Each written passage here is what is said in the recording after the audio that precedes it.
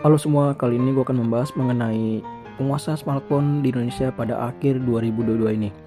Brand smartphone apa saja yang menguasai market di Indonesia pada tahun 2022 akhir ini? Berikut rangkuman yang telah gue rangkum sedemikian mungkin. Simak aja guys, thank you.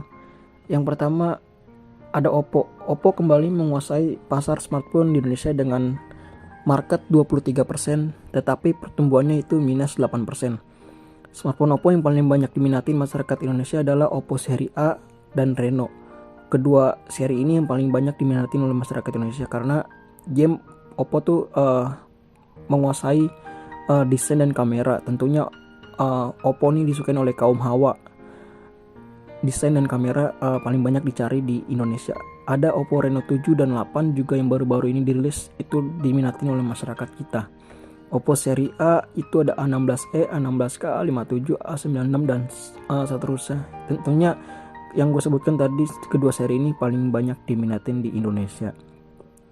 Yang kedua itu Samsung.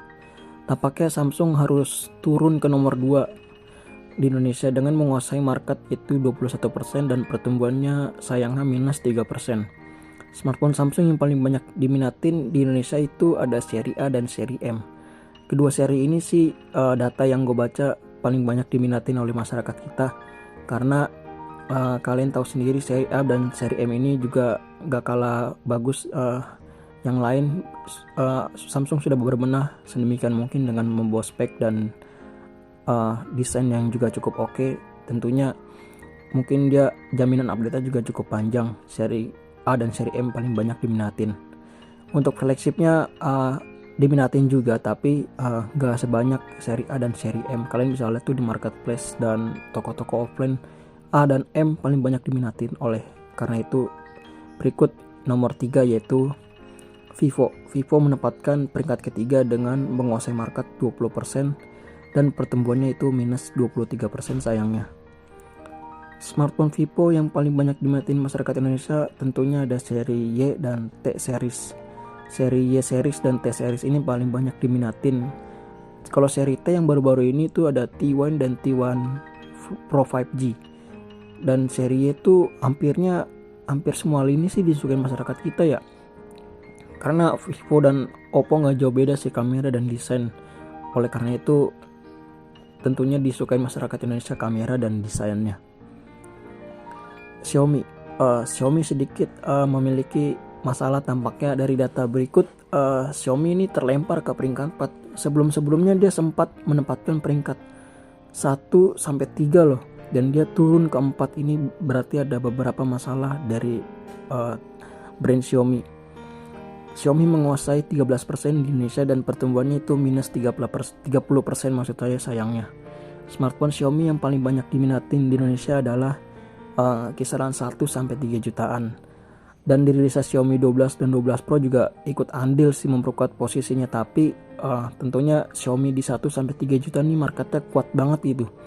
Di sini ada Redmi dan Poco gitu yang menguasai 1 sampai 3 jutaan marketnya.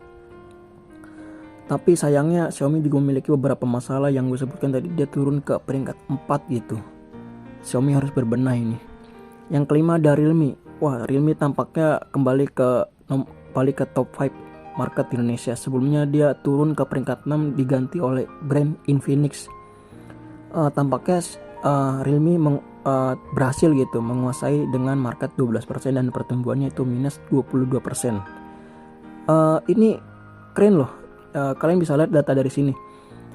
Realme menguasai 12%. Ini beda 1% oleh Xiaomi gitu. Ini kalau misalkan Xiaomi nggak berbenah tahun 2023 niscaya saya bisa prediksi ini Realme naik ke 4 ini.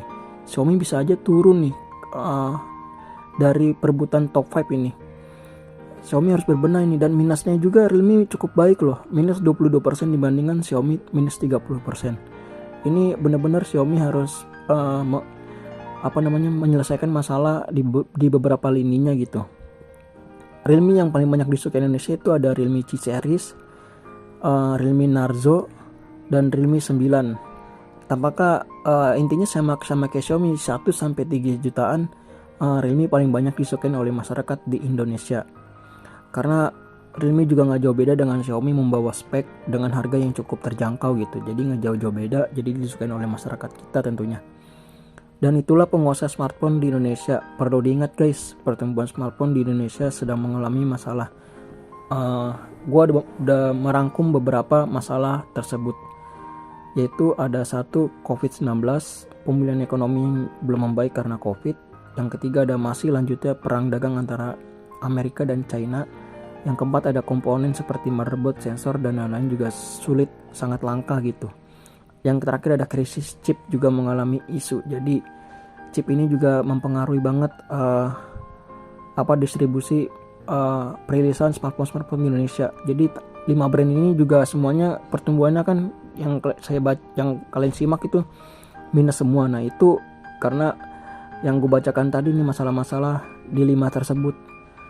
Jadi tahun 2022 ini juga cukup sulit bagi beberapa brand smartphone di Indonesia. Tampaknya 2023 juga belum sepenuhnya pulih sih. Kesimpulan, oleh karena itu jalur distribusi dari Cina ke Indonesia juga sedang mengalami beberapa masalah dan produksi juga mengalami penurunan guys. Tapi bisa gue simpulkan nih tahun 2022 akhir ini, pasar smartphone di Indonesia yang sangat disukain di rentan harga yaitu 1-6 jutaan. Tapi yang paling banyak disukain dari data yang gue baca, 1-3 jutaan itu market paling besar di Indonesia. Kalian bisa lihat tuh brand-brand yang kelima itu merilis smartphone di rentan harga yang sama di beberapa merek tersebut. Jadi seperti perang gitu di 1 sampai harga segitu. Jadi cukup bagus sih bagi konsumen, banyak pilihan. Oleh karena itu pasar smartphone Indonesia tampaknya juga cukup mengalami beberapa masalah yang tadi gue sebutkan. Mungkin itu saja sih yang bisa gue sampaikan. Semoga aja tahun 2023 ini kita dapat smartphone dengan spek cukup bagus dengan harga yang cukup terjangkau dan tidak ada lagi, saya berharap tidak ada lagi masalah-masalah atau meminimalisir masalah-masalah yang tadi gue sebutkan tersebut. Oleh karena itu terima kasih lagi, thank you guys.